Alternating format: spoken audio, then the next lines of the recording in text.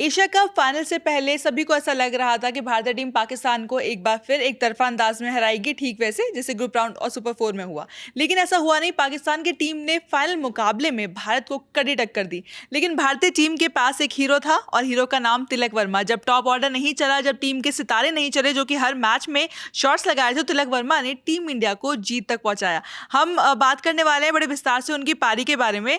तो मेरे साथ रविराज है। तो रविराज, पहले उनकी पारी के बारे में आपसे जानेंगे और फिर एक प्रेडिक्शन बताएंगे आपको कि क्या प्रेडिक्शन तिलक वर्मा का था। तो पहले तो उनकी पारी कैसी रही? कमाल की पारी रही है रिया। मतलब आप T20 क्रिकेट की जो होती है ना, आप सबसे बेहतरीन इनिंग्स की जब बात करोगे ना हिस्ट्री में, इंटरनेशनल क्रिकेट में, उसमें से ये एक मतलब पारी थी, उस तरीके की पारी थी। अब लोग कहेंगे कि ऐसा क्यों, तो 69 रन ही उन्होंने बनाए, कोई सेंचुरी नहीं लगाई है। लेकिन कभी कभी क्या होती है ना कि आपकी हाफ सेंचुरी या फिर छोटी इनिंग जो होती है ना, वो भी बहुत बड़ा ज़्यादा करती है। तो वो किस तरीके का इम्पैक्ट रहा है वो सबसे इम्पोर्टेंट होता है। और ये बहुत इम्पैक्टफुल इनिंग थी।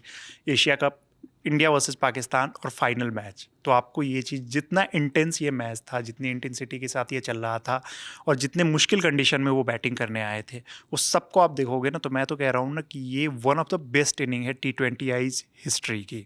तो वो रही है। 69 उन्होंने बनाए 53 बॉल पे, 3 चौके 4 छक्के उन्होंने लगाए। 10 रन पे जब 2 विकेट हमारे गिर गए थे ना, और आउट कौन कौन हुए थे, तो अभिषेक शर्मा और कप्तान हमारे सूर्य कुमार यादव, जी। जो दो मतलब ऐसे प्लेयर थे जो किसी भी मोमेंट पे गेम को चेंज कर सकते थे, जो शुरू में ही आते हैं और तुरंत ही गेम चेंज करना खासतौर चाहते पर हैं। अभिषेक शर्मा, जो कि इस पूरे टूर्नामेंट में उनका स्टार्ट ही रहा है कि वो आएंगे और पहली बॉल से हिट करना स्टार्ट करेंगे, बिल्कुल छक्का चौका लगाना, सारी चीजें। तो शर्मा का आउट होना कहीं ना कहीं एक थोड़ा सा टीम इंडिया के लिए सेटबैक था, क्योंकि वो हर बार टीम इंडिया को एक अच्छा स्टार्ट देके जा रहे सूर्य थे। कुमार यादव का भी था मेरे लिए, तो सूर्य कुमार यादव का भी था, क्योंकि सूर्य कुमार यादव बहुत इंपॉर्टेंट प्लेयर हैं, आपके कप्तान हैं। उनका जो एक्सपीरियंस है वो भी बहुत ज़्यादा मैटर करता है। और आप ऐसे मैचेस में, जो बहुत बड़े मैचेस होते हैं, फाइनल वगैरह होते हैं, तो उसमें जो बड़े प्लेयर्स होते हैं उन पे ज़्यादा जिम्मेदारी होती है। तो सूर्य कुमार यादव पे भी बहुत ज़्यादा रिस्पॉन्सिबिलिटी थी, लेकिन वो फिर से चूक गए उस चीज़ में। तिलक वर्मा 10 रन पे 2 विकेट वाली कंडीशन में आए थे, और आए वो क्रीज पे, उन्होंने बैटिंग स्टार्ट की, शुभमन गिल आउट हो गए, 20 पे हमारा 3 हो गया। अब वहाँ से क्या था कि उनको इनिंग भी बिल्ड करनी थी, एक एंकर का भी रोल निभाना था, और उनको रन भी बनाते रहने थे, क्योंकि ऐसा नहीं है कि आप एकदम प्रेशर पाइल अप होने दोगे कि 12-14 ऐसे सिर्फ रिक्वायरमेंट सिंगल और करोगे। से नहीं काम बिल्कुल, तो चलेगा। आपको बीच बीच में बाउंड्रीज भी लगानी होती थी, और उसके लिए वो खेलना होता है काफ़ी सेंसिबल क्रिकेट, जो उन्होंने दिखाया है कि वो कितने मैच्योर हैं यार। मतलब आप उनकी पूरी पारी को देखो ना, कि वो दिखाया है कि कितनी मैच्योरिटी के साथ कोई प्रेशर नहीं आने दिया। कभी ऐसा नहीं लगा कि चाहे वो सैमसन के साथ बैटिंग की, चाहे वो दुबे के साथ बैटिंग की। दोनों के साथ, सैमसन दुबे के साथ, दोनों के साथ उनकी 50+ पार्टनरशिप थी, जो कि ये बिल्कुल दिखाता है कि किस तरीके से उन्होंने इनिंग बिल्ड की और जहां मौका मिला वहां बड़ा शॉट भी खेला, ताकि कहीं ना कहीं पाकिस्तान वाली टीम के ऊपर भी प्रेशर बना रहे। सिंगल और डबल से वो प्रेशर शायद आता नहीं उन पर। बिल्कुल बिल्कुल। और ऐसे शॉट्स खेले हैं ना, आप उनके शॉट्स को देख लो, कि एक सेंसिबल क्रिकेट जो होता है ना T20 क्रिकेट में खास के, कि आप एक बॉल पे छक्का मार रहे हो तो अगली गेंद को फिर से हिट करने की कोशिश नहीं करो, अगर आपकी कंडीशन वैसी है, टीम मुश्किल में है तो। और उन्होंने वही किया है। अगर बाउंड्री लगा रहे हैं तो अगली गेंद पे वो सिंगल ले रहे हैं, सामने वाले को भी पे भी भरोसा जता रहे हैं। ये नहीं है कि अरे मैं ही मार के ख़त्म करूँगा। तो बहुत ज़बरदस्त इनिंग रही है उनकी।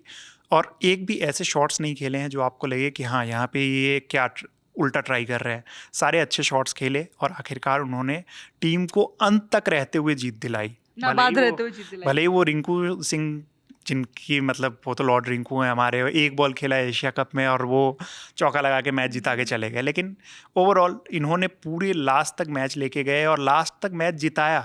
उन्होंने जिस तरीके की पारी खेली हारिस राउफ के ओवर में, जो आखिरी ओवर था, भाई साहब खेल वैसे तो हमारे लिए ही रहे थे, वो हमेशा ही हमारे लिए खेलते हैं। जी। 50 रन उन्होंने दे दिए, तो मतलब लगभग 4 ओवर भी नहीं हुए उतने में 50 रन उन्होंने खर्च। तो उस ओवर में जिस तरीके की रिक्वायरमेंट हो गई थी, आपको 10 रन बनाने थे, तो वो एक प्रेशर होता है। लेकिन जो 6 मारा उन्होंने, तो आपको दिखाता है कि लास्ट ओवर के 6 ने कहीं ना कहीं वो जीत तय कर दी और भारतीय फैंस को सुकून की सांस लेने को मिली जब वो आखिरी ओवर में उनका छक्का आया, क्योंकि पहली बॉल पर 2 रन आए थे। उसके बाद वहां से लगा कि हाँ, अब जो है मैच वो भारत के हाथ में है। बिल्कुल बिल्कुल। उससे पहले भी हारिस रऊफ के ओवर जब 17 रन आ गए थे ना, तो उस टाइम पे भी लगा था। तो तिलक वर्मा की ओवरऑल जो है, मतलब ये इनिंग काफ़ी ज़्यादा अच्छी रही है। जो मतलब ये स्पेशल इनिंग इसलिए है ना, कि ये इतनी स्पेशल है ना, कि इसको लोग बहुत लंबे समय तक याद रखेंगे। कोई भी क्रिकेट फैन जो होगा ना इस चीज़ को लंबे समय तक याद रखेंगे। हमें याद है ना, जैसे 2003 में सचिन तेंदुलकर की वो पारी, 2011 में सचिन तेंदुलकर की वो पारी, 2007 वर्ल्ड कप में, सब मैं पाकिस्तान के अगेंस्ट की बात कर रहा हूँ, 2007 वर्ल्ड कप फाइनल में गौतम गंभीर की वो पारी। तो ये इस तरीके, या फिर विराट कोहली की T20 वर्ल्ड कप वाली पारी। तो ये सब पारियाँ जो आप याद रखते हो ना, वैसी ही इनिंग ये है तिलक वर्मा की, जो आप हमेशा याद रखोगे। आज जो बच्चे होंगे, जो मतलब जो छोटे छोटे होते, जैसे हम लोगों को 2003 की मेमोरीज याद है, 6-7 साल के हुआ करते थे उस टाइम, वैसे ही जो अभी 6-7-8 साल के बच्चे होंगे जिन्होंने क्रिकेट देखना स्टार्ट किया होगा ना, वो आगे चलाने वाले बच्चों को जब हमारी एज में आएंगे ना, तो वो एक किस्से सुनाएंगे कि तिलक वर्मा इस टाइम पे उन्होंने इस तरीके की पारी खेली थी। जी रिया। यहाँ पर एक प्रेडिक्शन तिलक वर्मा के अगर हम बात करें जाते आपको बता देते हैं कि 6 सितंबर को इस टूर्नामेंट की शुरुआत से पहले जो ब्रॉडकास्टर्स हैं उन्होंने सभी खिलाड़ियों से एक एक प्रेडिक्शन करने को कहा था इस टूर्नामेंट को लेकर के। तिलक वर्मा ने अपने प्रेडिक्शन कार्ड पर लिखा था कि वो चाहते हैं और उनको ऐसा लगता है कि वो फाइनल में रन बनाएंगे, फाइनल में एक बड़ी पारी खेलेंगे, और ऐसा ही हुआ।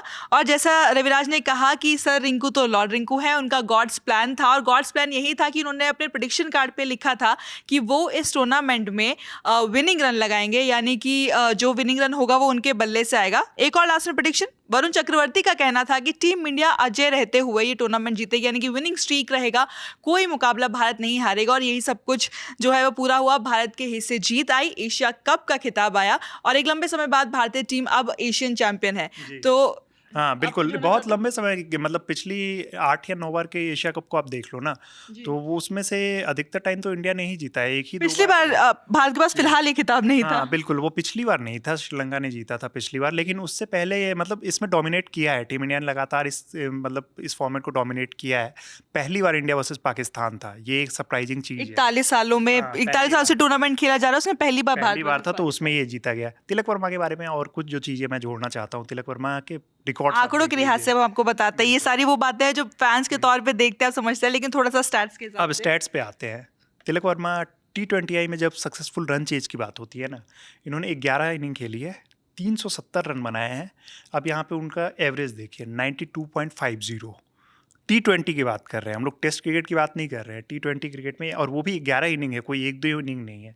स्ट्राइक रेट 134.54, तो ये भी बहुत अच्छी स्ट्राइक रेट है। 350 इन्होंने लगाई है। तो मतलब ये एक ऐसे रिलायबल प्लेयर है ना, जैसे हम लोगों ने काफ़ी किस्से सुने हुए हैं माइकल वेवन के, महेंद्र सिंह धोनी को खेलते हुए देखा है कि बहुत मैचेस जीते हैं, लेकिन अभी भी जब रन चेज की बात आती है ना, तो उसमें पहला नाम जो कभी भी आता है ना, कि वो माइकल वेवन का आता है। जैसे कुछ प्लेयर्स हैं जो मतलब एकदम अपना नाम इस्टेब्लिश करवा चुके हैं, जैसे अगर कुछ भी तेज़ बॉलिंग की बात आती है तो शोएब अख्तर और ब्रेटली का नाम अपने आप अभी भी जिक्र में वही आता है कि शोएब अख्तर बन रहे हो या ब्रेटली बन रहे हो।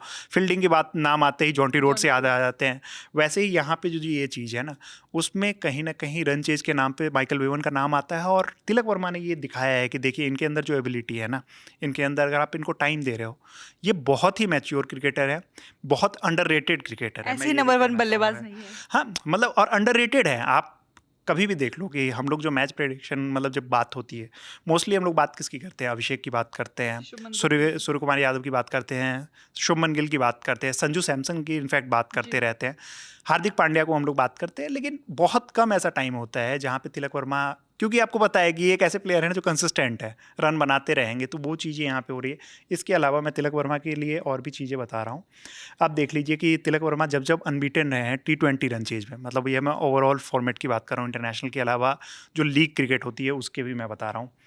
इंडिया ने 7 में से 7 मुकाबले जीते हैं जब तिलक वर्मा नॉट आउट रहे हैं, यानी कि वो है नॉट आउट, तो गारंटी है कि हम लोग मैच जीत रहे हैं। मुंबई इंडियंस के लिए ये जो 7 मैच खेले हैं नॉट आउट रहते हुए, उसमें से 7 मैच मुंबई इंडियंस ने जीते हैं। मतलब 100% वहाँ पे चल रहा है कि भाई एक भी मैच अगर नंबर पे रहा तो मैं जिताऊँगा। उसके अलावा हैदराबाद के लिए इन्होंने 5 मुकाबले खेले हैं, जिसमें से 5 मुकाबले, मतलब वो जब रन चेज कर रहे हैं और नॉट आउट रहे हैं, 5 मुकाबले जीते हैं। इंडिया ए के लिए 1 मुकाबला इन्होंने खेला है जिसमें ये मतलब नॉट आउट रहे हैं, और वो मुकाबला भी इंडिया ने जीता है। तो ओवरऑल 20 मुकाबले इन्होंने खेले हैं T20 के पूरे फॉर्मेट में, और उस 20 मुकाबले में टीम इंडिया ने को इन्होंने जीत दिलाई है जब ये T20 मैच में अनबीटन रहे हैं। तो अब आप खुद ही सोच लीजिए कि हम लोग जो माइकल वेवन का एग्जाम्पल दे रहे थे, ये हमारे माइकल वेवन क्यों नहीं हो सकते हैं। और माइकल वेवन में भी ये जिस फॉर्मेट में खेल रहे हैं, इस फॉर्मेट में और भी ज़्यादा प्रेशर होता है। तो इस फॉर्मेट में अगर वो खेल रहे हैं, जिस तरीके की वो बैटिंग कर रहे हैं, तो अब हम लोग तिलक वर्मा को ना एक अलग लीग में रखा जा सकता है इस फॉर्मेट में खास के। तो इसीलिए बेहतरीन पारी रही है, बहुत ही बेहतरीन पारी रही है, लंबे समय तक ये याद रखे जाने वाली पारी रही है। और एक और चीज़ रिया जो हम लोग मतलब डिस्कस कर रहे थे कि कंसिस्टेंसी, ये कितने कंसिस्टेंट रहे हैं थ्रू आउट द टूर्नामेंट, वो इनका स्कोर कार्ड में दिखा दे रहा हूँ। पहला मैच जो इंडिया यूएई का हुआ था उसमें इनकी बैटिंग नहीं आ पाई जी। थी। दूसरा मैच हुआ था पाकिस्तान के अगेंस्ट, 31 रन इन्होंने बनाए थे। उसके अलावा फिर अगला मैच ओमान के अगेंस्ट हुआ, 29 रन इन्होंने बनाए थे। फिर से पाकिस्तान के अगेंस्ट जो सुपर 4 का पहला मुकाबला था उसमें उन्होंने 30 रन बनाए थे नॉट आउट रहते हुए, और वहाँ भी हम जीते थे। वहाँ भी हम जीते थे। उसके अलावा बांग्लादेश के अगेंस्ट वो एक ऐसा मैच था कि रेयर फेलियर था जिसमें वो 5 रन बना के आउट हो गए थे, हालांकि लेकिन एक बॉलिंग विकेट में लिया एक विकेट था। ले लिया था, एक ही रन दे के एक विकेट लिया था। श्रीलंका के अगेंस्ट 49 नॉट आउट, जहाँ पे उन्होंने दिखाया कि टीम की जीत ज़्यादा ज़रूरी है, वो अपने माइलस्टोन के लिए नहीं गए थे। और पाकिस्तान के अगेंस्ट जो ये मैच है इसमें 69 नॉट आउट, और बॉलिंग भी उन्होंने की है, 9 रन दिए थे बस एक ओवर में। तो ओवरऑल ये कितने इंपॉर्टेंट प्लेयर हैं ना, ये आपको दिखाता है कि मिडल ऑर्डर में जैसा एक प्लेयर होना चाहिए जो युवराज सिंह नंबर 4 पे करते आए थे हमारे लिए, वो लगातार करते आए थे। अब हमारे पास एक और ऐसे प्लेयर हैं जिन पे हम आंख बंद करके भरोसा कर सकते हैं। जी रिया। तो तिलक वर्मा के ऊपर इसी तरीके से टीम इंडिया ने, भारतीय कप्तान ने, कोच गंभीर ने और भारतीय फैंस ने आंख बंद करके भरोसा किया, बस भरोसे पर खरे उतरे, टीम इंडिया को जीत तक पहुंचाया, नाबाद रहे। और एक खास सेलिब्रेशन, जिस तरीके से वो ग्राउंड में चारों तरफ कूद रहे थे, कप्तान सूर्य कुमार यादव उनके सामने आए, उन्होंने झुक के उनके इस पारी के लिए उनको सलाम किया। तो कहीं ना कहीं दिखाता है कि ये खिलाड़ी आने वाले समय में भी भारत की कई ऐसी शानदार और बड़ी जीत का हीरो रहेगा, उसमें अपना योगदान देगा। एशिया कप की सारी अपडेट्स हम लगातार आप तक पहुंचा रहे थे। मेरा नाम है रिया, साथ ही रविराज, कैमरा के पीछे हनी, और आप खेल जगत से जुड़ी तमाम खबरों के लिए देखते रहिए ललन टॉप। शुक्रिया।